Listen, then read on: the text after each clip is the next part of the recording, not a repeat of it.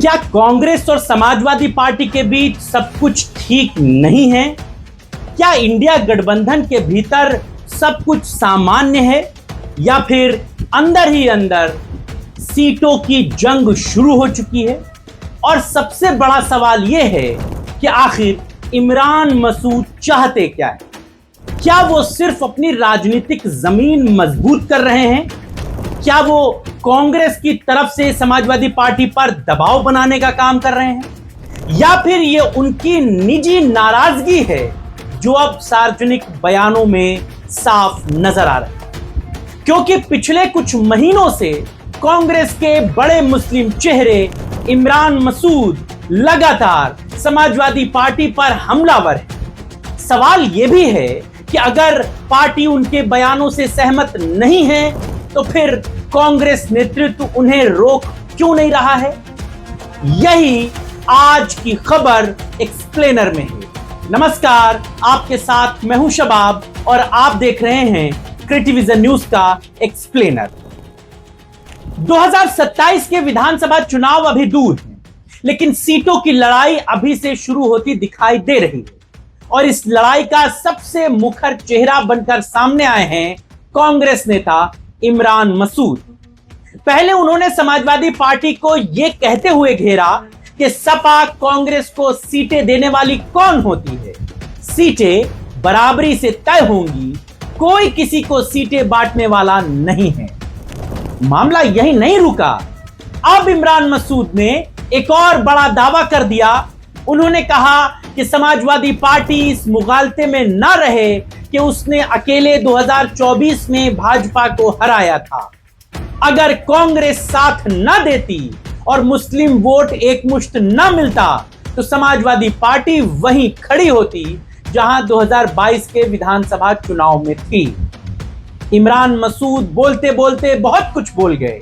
उन्होंने कहा अगर अखिलेश यादव को अपने आप पर इतना ही भरोसा था तो फिर वो 2022 के विधानसभा चुनाव में 120 सीटें भी पार क्यों नहीं कर पाए? अखिलेश यादव को यह पता होना चाहिए कि 2024 की जीत राहुल गांधी और कांग्रेस की वजह से, उनके 37 सांसद भी जो जीते वो कांग्रेस की वजह से ही जीते। यानी कि 2024 की जीत का पूरा श्रेय लेने की अखिलेश यादव कोशिश बिल्कुल ना। यहीं से कई तरह के सवाल खड़े हो रहे हैं। सवाल नंबर 1 कि आखिर इमरान मसूद बार बार समाजवादी पार्टी को निशाना क्यों बना रहे? क्यों इमरान मसूद अखिलेश यादव को लेकर डायरेक्ट टिप्पणी करते? क्या यह सिर्फ उनका व्यक्तिगत बयान माना जा रहा है या फिर कांग्रेस की एक सोची समझी रणनीति इसके पीछे छिपी हुई? दिलचस्प बात तो यही है कि सार्वजनिक मंचों पर राहुल गांधी लगातार अखिलेश यादव के साथ खड़े देते हैं। अखिलेश यादव भी राहुल गांधी के साथ हर बात साझा करते हैं और गठबंधन की बातों को दोहराते हैं। राहुल गांधी ने अखिलेश यादव को जन्मदिन की शुभकामनाएं देते हुए यूपी में 7 चुनाव लड़ने और पीडीए की ताकत बढ़ाने की बात भी कही थी। लेकिन इसी के दूसरी तरफ इमरान मसूद लगातार समाजवादी पार्टी की राजनीतिक हैसियत को चुनौती दे रहे हैं। यही विरोधाभास सबसे ज्यादा गंभीर सवाल खड़े कर रहा है। राजनीतिक गलियारों में इसकी 2 वजह बताई जा रही है। 2 वजह। पहली वजह इमरान मसूद की निजी नाराजगी। इमरान मसूद के करीबी इस बात को बताते हैं कि जब इमरान मसूद कुछ समय के लिए समाजवादी पार्टी में गए थे तब उन्हें उम्मीद थी कि पार्टी उन्हें बड़ी जिम्मेदारी दे, लेकिन ऐसा कुछ हुआ नहीं। उल्टे सहारनपुर की राजनीति में समाजवादी पार्टी के विधायक आशु मलिक लगातार इमरान मसूद के सामने मजबूती से खड़े किए गए। माना यही जाता है कि इमरान मसूद की नाराजगी की शुरुआत यहीं से। वो सहारनपुर की सियासत में किसी और नेता को अपने सामने खड़ा होता नहीं देखना चाहते, खास तौर से मुसलमान चेहरों को तो बिल्कुल। और क्या सिर्फ यही इकलौती वजह है? नहीं, दूसरी वजह राजनीतिक ज्यादा है। कांग्रेस यह बात जानती है कि अगर सीटों की बातचीत आखिरी समय में शुरू हुई तो समाजवादी पार्टी एक बार फिर से खुद को बड़ी पार्टी बताकर कांग्रेस को सीमित सीटें देने की कोशिश करेगी। यही वजह है कि कांग्रेस के नेता अभी से बराबरी के गठबंधन की बात कह रहे हैं। इमरान मसूद पहले भी कई बार 170 ए ग्रेड सीटों का दावा कर चुके हैं। यानी कि इमरान मसूद कहते हैं कि हमने कांग्रेस आला कमान को 170 सीटों की लिस्ट सौंप दी है जिन पर हम अच्छा लड़ सकते हैं और जीत सकते हैं। फिर वो ये बात कहते हैं कि सीटें कोई देगा नहीं, बराबरी से तय होगी। अब तो नए प्रदेश प्रभारी राजेंद्र पाल गौतम भी लगभग इमरान मसूद की लाइन को ही दोहरा रहे हैं। क्या यह सिर्फ एक संयोग भर आप मानते हैं या फिर कांग्रेस ने बातचीत शुरू होने से पहले दबाव बनाने की रणनीति तैयार कर ली? उधर समाजवादी पार्टी भी अब इस मामले पर चुप्पी तोड़ चुकी है।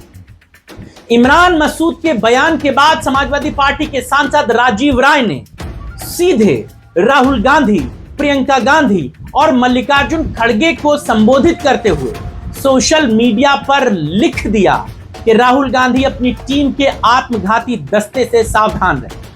उन्होंने आरोप लगाया कि ऐसे बयान इंडिया गठबंधन को कमजोर करते हैं और भाजपा को फायदा पहुंचाते हैं। क्या राजीव राय का यह बयान राहुल गांधी के कानों तक पहुंचा होगा? अगर नहीं पहुंचा तो पहुंचना चाहिए।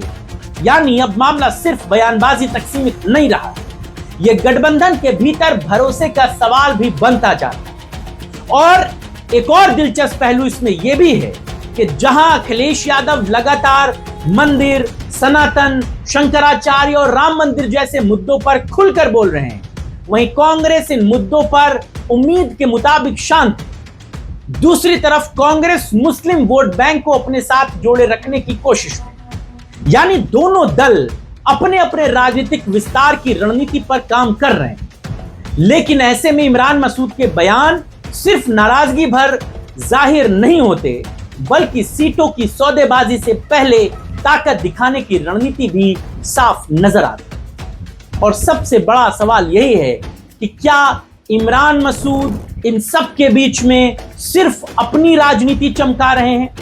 क्या वो कांग्रेस की तरफ से समाजवादी पार्टी पर दबाव बनाने का काम कर रहे हैं, या फिर इंडिया गठबंधन के भीतर आने वाली बड़ी खींचतान की शुरुआत हो चुकी है? एक बात और भी साफ है, उत्तर प्रदेश में चुनावी गठबंधन अभी बना हुआ है, लेकिन उसके भीतर सीटों की जंग दिख रही है। इस जंग का सबसे तेज चेहरा फिलहाल इमरान मसूद बनकर उभर रहे हैं। हालांकि अखिलेश यादव ना तो इमरान मसूद पर कोई बात कह रहे हैं, ना इमरान मसूद से जुड़े हुए सवाल पर कोई धीर गंभीर जवाब दे रहे हैं। पत्रकार जब भी उनसे इमरान मसूद या गठबंधन पर बात करते हैं तो वो सिर्फ एक लाइन कहते हैं कि बात सीट की नहीं, बात जीत की है। हमारा गठबंधन रहेगा।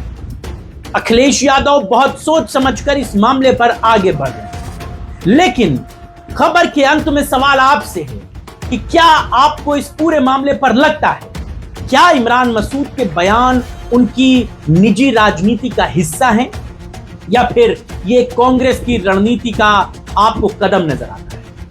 क्या कांग्रेस और समाजवादी पार्टी के बीच सब कुछ ठीक नहीं है?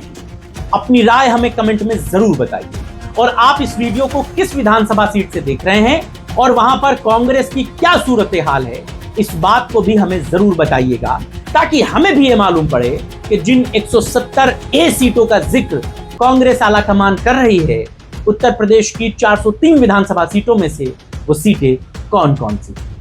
इस वीडियो को बनाने में मदद किया हमारे सहयोगी सुशील कुमार ने। अभी के लिए बस इतना ही, इजाजत दीजिए, नमस्कार।